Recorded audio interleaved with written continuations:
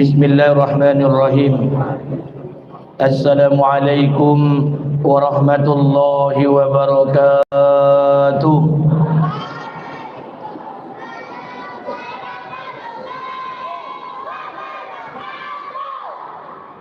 Innal hamdalillah nahmaduhu wa nasta'inuhu wa nastaghfiruh wa na'udzu billahi min shururi anfusina wa min sayyiati a'malina.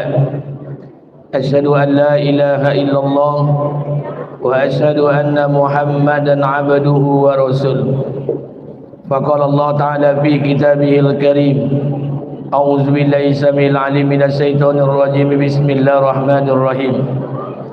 Ya ayyuhan nasu u'budu rabbakumul ladzi khalaqakum walladzina min qablikum la'allakum tattaqun. Wa qala an-nabi sallallahu alaihi wasallam an Abi Hurairah radhiyallahu anhu an-nabiy sallallahu alaihi wasallam idza 'azzamat ummatid dunya wa idza darakatil amru bil ma'ruf wa nahya 'anil munkar khurrimat barakatil wahyi wa idza tasabat ummati sakatat min ainillah. Rawiyul Hakim wa Tirmizi. Sadaqallahul azim wa sadaqallahu ala nabiyil karim. Syukur kepada Allah, bersalawat kepada Rasulullah. Mudah-mudahan pada pagi hari ini menjelang zuhur Allah senantiasa beri rahmat dan keberkahan buat kita bersama. Amin ya rabbal alamin. Salawat beriring salam tidak lupa pula kita sampaikan pada junjungan alam Nabi besar Muhammad sallallahu alaihi wasallam. Allahumma salli ala Muhammad wa ala ali Muhammad. Mudah-mudahan dengan bersalawat ketika disebutkan nama Rasulullah sallallahu alaihi wasallam, suatu hari nanti di yaumil akhir kelak diberi. Amin amin ya rabbal alamin. Yang saya hormati pengurus masjid beserta jajaran, yang saya hormati Bapak Camat atau yang mewakili, yang saya hormati Ibu pengurus Asia Kecamatan Kuok yang hadir beserta jajaran, yang saya muliakan alim ulama, cerdik pandai, tokoh masyarakat yang tidak bisa saya sebutkan satu persatu nama, pangkat dan jabatan. Pertama, saya ditelepon Ustadz Dr. Mendra untuk mengisi acara di masjid ini. Jadwalnya jam 9 pagi. Tadi saya telepon jam berapa harus saya datang, jam 10.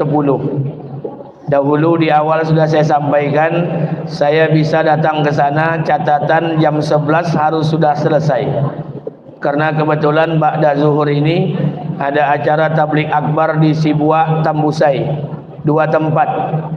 Dari sana maghrib nanti di Al Muhajirin Air Tiris, ba'da asarnya nanti masih di Sibuak, ba'da isanya di Batu Bola. Jadi oleh karena itu jam sudah menunjukkan jam 11 kurang. Saya punya waktu 20 menit. Kalau ndak diagi amplop beko ndak apa-apa, ndak ada masalah. Kemudian yang kedua, mudah-mudahan apa yang saya sampaikan ini menjadi ibrah buat kita bersama. Dan sebelum kita mulai, mari sama-sama kita istighfar, mohon ampun kepada Allah. Semoga Allah hilangkan kita sifat ujub, takabur, hasad, iri, dengki, sifat bohong, sombong dan munafik dalam kehidupan ini. Amin amin ya rabbal alamin. Astaghfirullahalazim allazi la ilaha illa wal hayyul qayyum wa atubu ilaih. La bisa awak mulai? La bisa dimulai? Oi, apa yang lain? Saya minta waktu sebentar saja, saya tidak lama-lama. Maaf Bapak Ibu, saya tidak pernah ngisi acara di anak SMP, SMA. Bukan saya tidak mau, kadang-kadang awak bercerita, kau nyoba bercerita belum. Jadi makanya ibu boleh lihat, bapak boleh lihat di Pekanbaru asal ada undangan anak SD, SMP, SMA pasti saya tidak datang. Undangan dengan saya adalah pertemuan Asia dan nyatanya yang paling banyak anak SMP. Makanya mohon maaf, bukan saya tak mau, kadang-kadang kita cerita, anak-anak juga cerita, kita tidak nyambung. Kalau mau ngaji, kita ngaji. Kalau tidak ada masalah. Baik, saya minta waktu 20 menit. 3 hal ingin saya sampaikan pada siang hari ini. 1, Nabi kita Nabi Muhammad SAW dilahirkan di kota Mekah yang tidak jauh dari Ka'bah. Bapak Ibu boleh baca sejarah dalam Qasasul Anbiya yang dikarang oleh Al-Imam Ibnu Katsir. Tidak ada satu nabi yang Allah turunkan di muka bumi ini yang dilahirkan di kota Mekah yang tidak jauh dari Ka'bah kecuali nabi itu baginda Nabi Muhammad sallallahu alaihi wasallam. Cek. Adam alaihissalam diturunkan di 2 tempat. Perbedaan ulama, perbedaan pendapat para ulama. 1, Adam diturunkan daerah Gujarat, perbatasan dataran India. Yang kedua, Adam diturunkan di daerah Sri Lanka. Nuh alaihissalam diturunkan oleh Allah di kawasan sungai Efrat dan Tigris. Hud alaihissalam diturunkan oleh Allah di daerah yang diberi nama Al-Ahqaf. Al-Ahqaf itu sampai dengan perbatasan Yaman. Soleh alaihissalam diturunkan oleh Allah daerah namanya Al-Hijr, atau kota itu disebut Madain Soleh. Kalau Bapak Ibu pergi haji, pergi umroh dari kota Madinah, perjalanan lebih kurang 3 jam, Bapak Ibu akan jumpa dengan Madain Soleh. Pemerintah Saudi hari ini membuat kota itu kota wisata. 89% bermaksiat di dalamnya. Kota itu diberi nama Al-Ula. Iya atau enggak, Pak? Musa dilahirkan oleh Allah di Misra. Ibrahim alaihissalam diturunkan oleh Allah di daerah yang namanya Ur, Irak Selatan, Babilonia, Mesopotamia. Kota itu diberi nama Kanan. Isa alaihissalam diturunkan oleh Allah di Bethlehem, kawasan negeri Sam. Tidak ada satu nabi yang dilahirkan di kota Mekah yang berdekatan dengan Ka'bah kecuali hanya nabi kita baginda Nabi Muhammad sallallahu alaihi wasallam. Wahai limaza, kenapa nabi kita dilahirkan di kota Mekah yang tidak jauh dari Ka'bah? 1, yang tahu jawabannya cuma Allah. 2, manusia bisa mengambil hikmah. Apa hikmahnya? Di kota Mekah ada bangunan tertua. Bangunan itu segi 4. Di tengah-tengahnya kosong. Ukurannya 10,5 kali 11,75. Ada yang mengatakan 11,5 kali 12,75. Bangunan itu diberi nama Ka'bah. Ka'bah itu bangunan tertua. Quran bercerita, Inna awwala baiti wudi'a lin-nasi lallazi bi Bakkatan mubarakah wa hudan lil alamin. Rumah yang pertama sekali yang dibangunkan untuk manusia. Ingat, yang bangunnya bukan Adam. Inna awwala baiti wudi'a lin-nasi lallazi bi Bakkatan mubarakah wa hudan lil alamin. Rumah yang pertama sekali yang dibangunkan untuk manusia, rumah itu diberi nama Bakkah. Bakkah itu nama lain daripada Ka'bah. Zaman Nabi Adam, Ka'bah bangunan sederhana. Adam wafat, muncul Nabi Idris, Ka'bah masih ada. Idris wafat, muncul Nabi Nuh, Ka'bah masih ada. Ketika zaman Nabi Nuh, datang banjir yang sangat besar. Air sampai ke puncak gunung Himalaya. Seluruh orang kafir mati.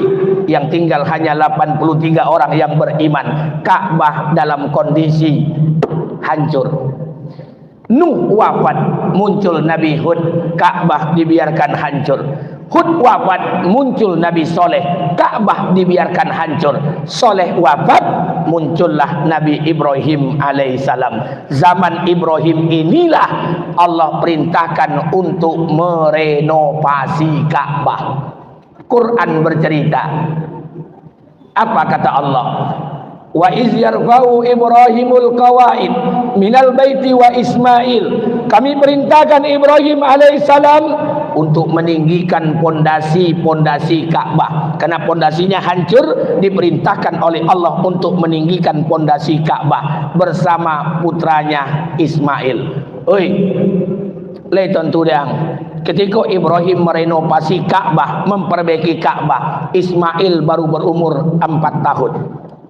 Maka tempat memulai pengerjaan pertama itulah pijakan itu dinamakan Maqam Ibrahim. Makanya kalau Bapak Ibu pergi haji umroh, samping Hajar Aswad ada kaca yang dibalut kuning emas, namanya Maqam Ibrahim. Sunnah salat 2 rakaat di belakangnya, termasuk salah satu tempat doa yang mustajab. Saat itu Ismail baru berumur 4 tahun. Ang berapa muang?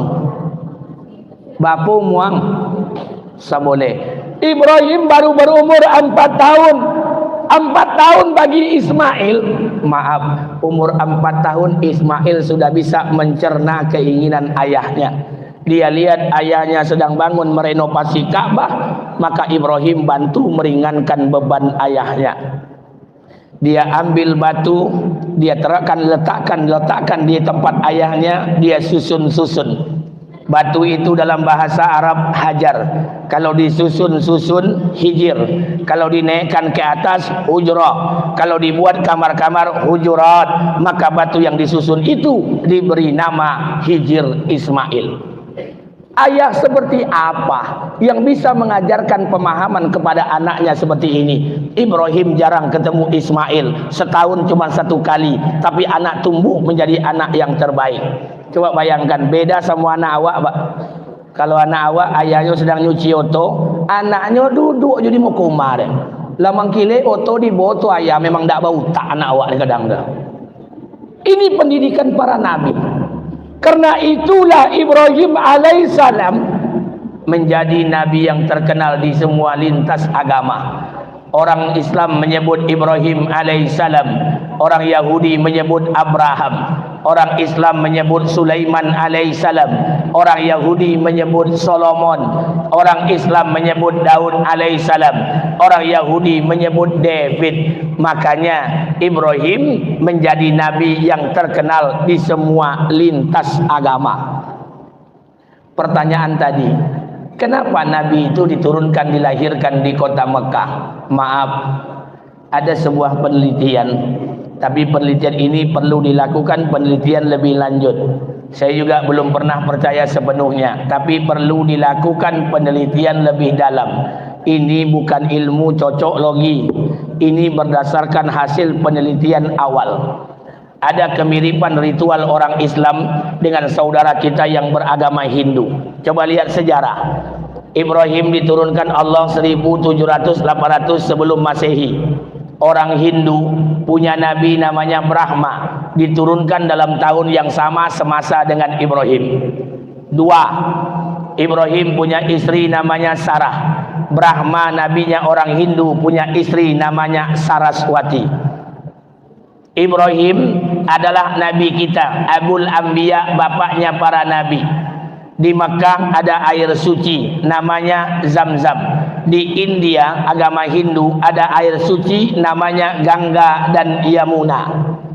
Orang Islam ada istilah haji dan umroh, memakai pakaian ihram tidak berjahit berwarna putih. Orang India Hindu ada pakaian suci mereka tidak berjahit, selempangnya warnanya kuning.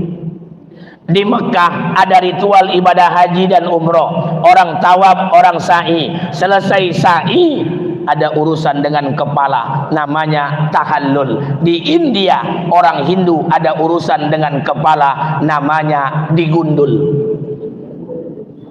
Orang Islam ada istilah penyembelian hewan korban. Di India orang Hindu ada penyembelian binatang, namanya gadri. Jangan-jangan saudara kita yang beragama Hindu itu dulunya mengikuti millata Ibrahim Hanifah, tapi kena ribuan tahun bergeser, berubah kebiasaan, berubah tradisi, berubah akidah, maka diutuslah Nabi kita lahir di kota Mekah. Untuk apa? Mengembalikan mereka semua agar mereka itu kembali ke jalan Allah. Itu maksud Allah lahirkan Nabi kita di kota Mekah yang tidak jauh dari Ka'bah. Satu. Dua, ayah Nabi kita bernama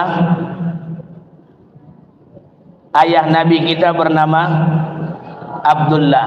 Ibu Nabi kita bernama Abdullah. Itu orang baik, Aminah itu orang baik. Nasab Abdullah tersambung kepada Ibrahim, nasab Aminah tersambung dengan jalur kilab, ketemu dengan Ibrahim. Ibrahim ketemu dengan Nabi Nuh, Nuh ketemu dengan Idris, Idris ketemu dengan Adam alaihissalam. Ayah Nabi kita tuh orang baik, ibu Nabi kita tuh orang baik. Karena ayah Nabi kita orang baik Abdullah, ibu Nabi kita Aminah pun orang baik. Jadi Nabi dilahirkan dari rahim seorang ayah ibu yang baik. Dari mana datang bayinya Pak Ustaz? Lihat ke atas. Adam alaihissalam punya anak sampai 10 orang. Setiap lahir sebasang beranak, sebasang beranak, sebasang beranak, sebasang 20 kali beranak. Setiap beranak sebasang, beranak sebasang, beranak sebasang, beranak sebasang 20 kali kelahiran, 40 orang. Salah satu di antara 40 orang itu, satu anak diangkat jadi Nabi, Sis alaihissalam. Sis punya anak Anusi, Anusi punya anak Qainan, Qainan punya anak Mahlail, Mahlail punya anak Yarid, Yarid punya anak Idris alaihissalam. Idris punya keturunan Mutasalli, Mutasalli punya anak Lami, Lami punya anak Nuh alaihissalam. Nuh punya 4 orang anak, Kan'an, Sam, Ham, Yafid. Kan'an dihancurkan Allah, tinggal 3 anak, Sam, Ham, Yafid. Dari Sam lahir anak Arfaksad, Arfaksad punya anak Soleh, Soleh punya anak Abil, Abil punya anak Falik, dari Falik punya anak Ra'u, dari Ra'u ini punya anak Sarud, dari Sarud ini punya keturunan Nahur, dari Nahur ini punya anak diberi nama Azar atau disebut dengan nama Tarah. Azar Tarah ini punya anak namanya Ibrahim alaihissalam. Ibrahim punya banyak istri, salah satunya adalah Hajar.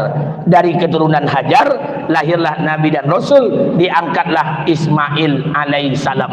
Dari keturunan Ismail inilah lahirlah baginda Nabi Muhammad sallallahu alaihi wasallam. Muhammad bin Abdullah bin Abdul Muttalib bin Hashim bin Abdul Manaf bin Qusay bin Kilab bin Murrah bin Ka'ab bin Ghalib bin Fil bin Malik bin Nadar bin Kinana bin Mudrika bin Huzaimah bin Mudar bin Ma'ad bin Ilyas bin Adnan bin Ismail alaihissalam bin Ibrahim alaihissalam bin Tara bin Nahur bin Sarud bin Ra'u bin Abil bin Falik bin Soleh bin Arfa bin Sam bin Nuh bin Lami bin Mutasalli bin Idris bin Yarid bin Mahlail bin Qainan bin Anusi bin Sis alaihissalam bin Adam alaihissalam. Tunjukkan dengan saya mana nasab Nabi itu yang tak baik. Jadi hari ini kita hilangkan pemahaman-pemahaman yang nyeleneh, Pak. Ada yang mengatakan ayah Nabi masuk neraka, ada yang mengatakan ibu Nabi masuk neraka. Kalau ada yang mengatakan demikian, sungguh dia tidak beradab dengan orang tua Rasulullah. Ayah awak jadi sobi masuk neraka, Pak, batumbu awak. Kalau ada yang menyebut ayah Nabi masuk neraka, ibu Nabi masuk neraka, tidak ada utaknya dia. Ayah Nabi ini orang baik, ibu Nabi ini orang baik, nasabnya ketemu dengan jalur para Nabi. 2, sama orangnya Korea, Pak. Apa tersinggung lah. Nak bertumbuk di luar jadi hijau. 3, Nabi kita dilahirkan saat itu 571 Masehi. Tahun itu diberi nama tahun gajah. Apa maksudnya tahun gajah? Tahun itu tentara dari negeri Yaman datang ke kota Mekah membawa pasukan bergajah 100.000 ekor gajah masuk kota Mekah sampai batas tanah haram. berhenti pasukan itu. Apa kata pimpinan pasukan itu? Dipimpin oleh Abraha. Kata Abraha, siapa pimpinan Quraisy? Abdul Muthalib, kakek Nabi. Siapa pimpinan Ka'bah? Abdul Muthalib, kakek Nabi. Sekarang panggil itu Abdul Muthalib. Dipanggillah Abdul Muthalib. Ketika dipanggil, apa kata Abraha? Oi, iyo waang namo Abdul Muthalib. Iyo waang pimpinan Quraisy. Iyo waang pimpinan Ka'bah. Kata Abdul Muthalib, orang-orang menyebutku demikian. Kata Abraha kepada Abdul Muthalib, "Hai Abdul Muthalib, tahukah engkau kami jauh-jauh dari negeri Yaman datang kemari satu tujuan, hancurkan Ka'bah. Tapi kami tidak ingin ada pertumpahan darah. Sekarang kau bawa orang Mekah ini keluar dari kota Mekah. Ka'bah ini akan kami hancurkan. Tapi ingat, harta kalian, rumah kalian, kambing kalian, unta kalian kami ambil, kami sita." Mendengar ucapan Abraha, apa kata Abdul Muthalib? "Wahai Abraha, kalau engkau ingin hancurkan Ka'bah ini, hancurkan saja. Tapi kambingku yang kau ambil tadi 100 ekor, tolong dipulangkan kini." Apa kata Abraha? "Wahai Abdul Muthalib, engkau ini pemimpin macam apa? Kami datang kemari ingin hancurkan Ka'bah, engkau biarkan. Ingin hancurkan tempat ibadah, engkau biarkan. Malah kau pikirkan bagaimana mengembalikan 100 ekor kambingmu yang kami ambil. Pemimpin macam apa engkau?" Apa kata Abraha kepada Abdul Muthalib? Apa kata Abdul Muthalib? "Wahai Abraha, Ka'bah itu punya pemilik. Pemiliknya lebih tahu cara menjaganya. Kambing itu punya den, copek pulangan." Itu cara berpikir Abdul Muthalib, Pak. Naiklah Abdul Muthalib bersama orang Quraisy ke atas bukit. Apa kata Abdul Muthalib? "Wahai penduduk Mekah, saksikanlah oleh kalian pemilik Ka'bah akan berbuat apa untuk menjaga rumahnya." Dan keyakinan ini mesti kita tanamkan hari ini, Pak. Agama Islam ini tidak akan hilang di muka bumi, karena yang menjaga agama ini bukan kita. Yang jaga agama ini bukan ustaz, bukan ketua masjid, bukan bupati, bukan gubernur. Yang jaga agama ini Allah. Allah akan jaga agama ini sampai kiamat, Pak. Tugas kita hari ini, bagaimana ketika Allah ini jaga agama, kita jadi diri yang terbaik di hadapan Allah. Jadi jangan takut. Wahai para ustadz, wahai para mubalik, wahai para da'i, jangan kalian takut-takuti jemaah ini dengan ketakutan yang berlebihan. Agama ini pasti akan dijaga oleh Allah sampai kiamat. Persoalannya ketika agama ini dijaga, apakah kita menjadi orang yang terbaik di hadapan Allah? 3. Terakhir yang kompak. Di Maulid Nabi Muhammad SAW, Bapak Ibu, termasuk murid-murid yang ada, orang tua saya, angkat tangan berdoa kepada Allah agar Allah berikan kita kesejahteraan dengan negeri kita yang tercinta ini. Karena maaf, dulu para nabi, para rasul, 124.000 nabi dan rasul, 313 orang rasul, 25 nabi yang wajib diimani, 5 nabi ulul azmi. Seluruh para nabi ketika menghadapi masalah, maka nabi itu menggunakan senjatanya yang paling utama. Apa senjatanya? Senjata itu diberi nama doa. Semua nabi menggunakannya. Adam alaihissalam terusir dari surga menghadapi masalah. Apa masalahnya? Melanggar larangan Allah. Maka di muka bumi Adam berdoa. Apa doanya? Rabbana zalamna anfusana wa illam taghfir lana wa tarhamna lanakunanna minal khasirin. Doa. Nuh alaihissalam menghadapi masalah. Apa masalahnya? Kaumnya tidak beriman kepada Allah. Nabi Nuh mengangkat tangan doa.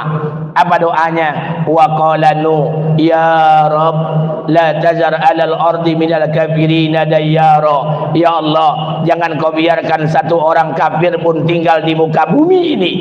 Doa Nabi Nuh dikabulkan Allah. Doa.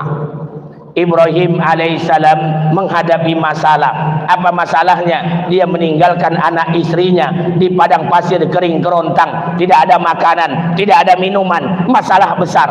Ibrahim mengangkat tangan doa, Rabbana inni askantu min zuriyati biwadin ghairi zi zar'in inda baitikal muharram Rabbana liyuqimus shalah. Ya Allah, aku telah meninggalkan sebagian keturunanku di lembah yang tak berpenghuni, biwadin ghairi zi zar'in inda baitikal muharram, yang tidak jauh dari rumahmu. Rabbana liyuqimus shalah, yang demikian itu agar mereka mendirikan salat. Doa. Isa alaihissalam ibunya Maryam. Maryam maaf punya ayah Maryam namanya Imran. Istri Imran omaknya Maryam hamil Maryam. Ketika hamil ada masalah, akhirnya dia angkat tangan dan berdoa. Apa doanya? Rabbi inni nazartu laka ma fi badni muharraran fataqabbal minni innaka antas samiul alim. Ya Allah, demi bayi yang berada dalam perutku ini, jadikan anakku ini orang menghambakan dirinya di hadapan Engkau. Doa. Musa alaihissalam membunuh pemuda dari bangsa Kibti, kemudian meninggalkan kota Mesir menuju kota Madian. Musa punya masalah. Apa masalahnya? Dia membunuh satu orang manusia. Akhirnya Nabi Musa doa.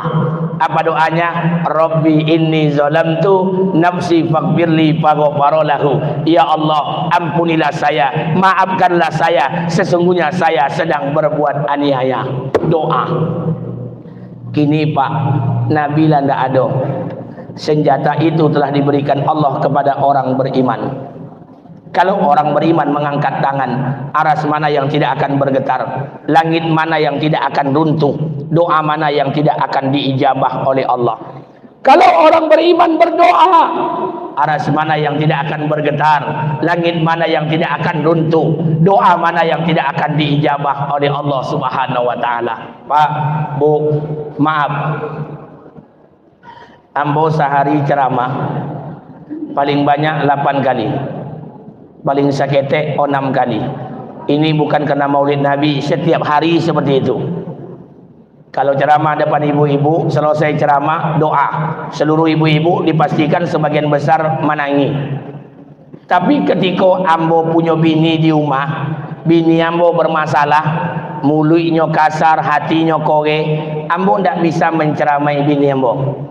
Kenapa ndak bisa? Karena bini ambo sama je ibu-ibu, muncungnya berciri.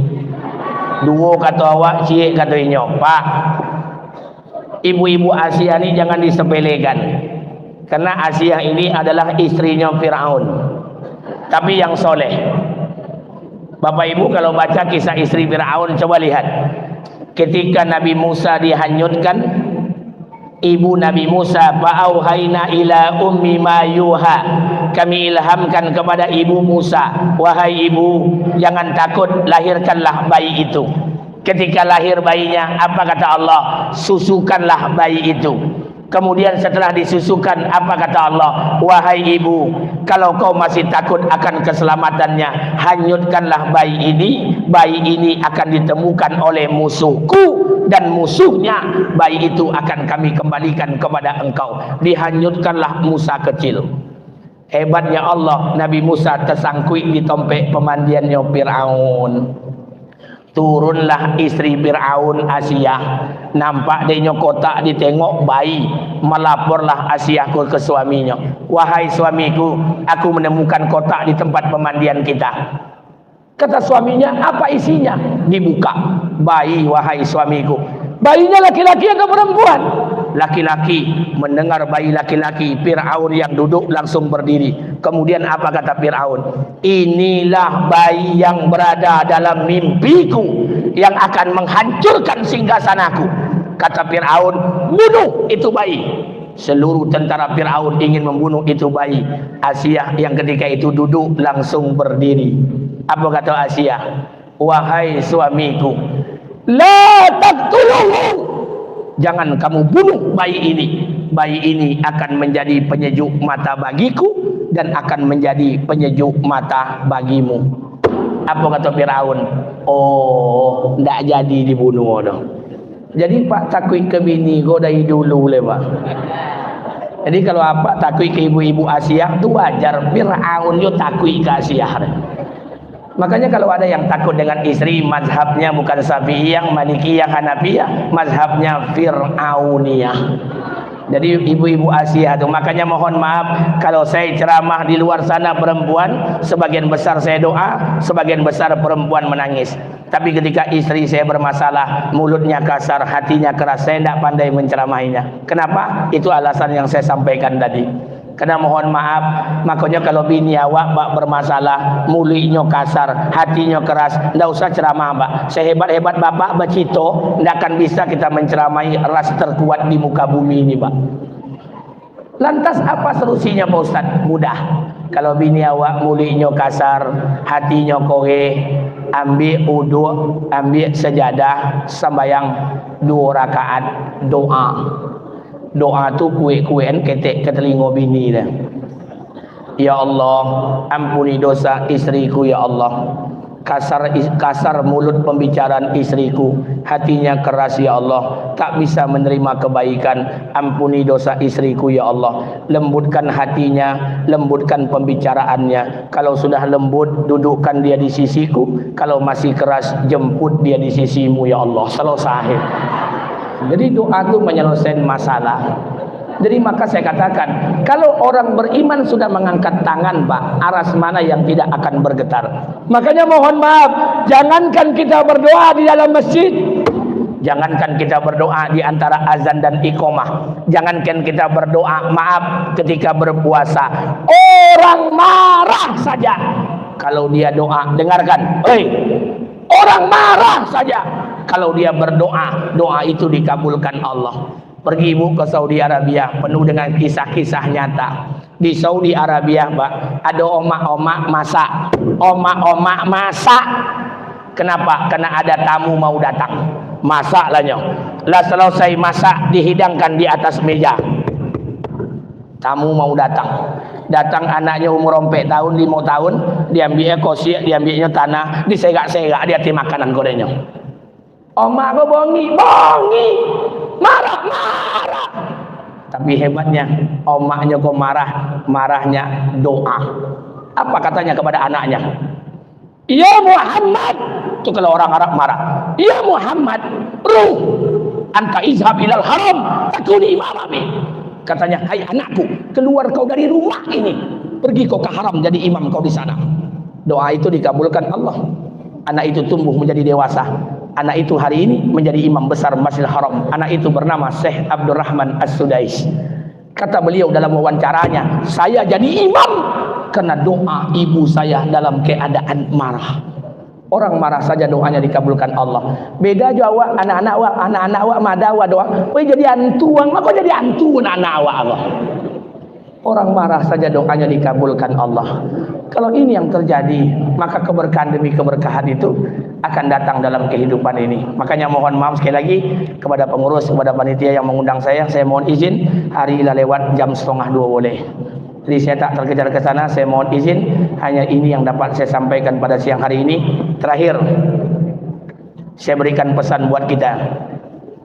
Tidak ada gembok yang tidak dibuat tanpa kuncinya. Tidak ada masalah tanpa jalan keluarnya. Kita punya kendala, Allah punya kendali. Kita punya masalah, Allah punya solusi. Tugas kita hanya mengangkat tangan. Sisanya Allah yang akan turun tangan. Orang salah bisa soleh, orang soleh bisa salah. Lantas siapa yang salah? Yang salah itu adalah orang salah yang merasa soleh dan orang soleh yang tidak pernah merasa salah. Terkadang orang salah lebih dekat dengan Allah karena taubatun nasuha dan tetesan air mata dibandingkan orang soleh karena merasa alim, karena dia merasa lebih baik daripada orang lain. Beramal solehlah tanpa harus menjadi orang yang paling soleh. Berbuatlah kebaikan tanpa harus merasa menjadi orang yang paling baik di muka bumi ini. Mudah-mudahan di kelahiran Nabi ini Allah berikan keberkahan buat kita, berikan keberkahan buat keluarga kita, Allah berikan keberkahan buat negeri kita yang tercinta ini. Amin, amin, amin ya rabbal alamin. Ini yang dapat saya sampaikan pada siang hari ini.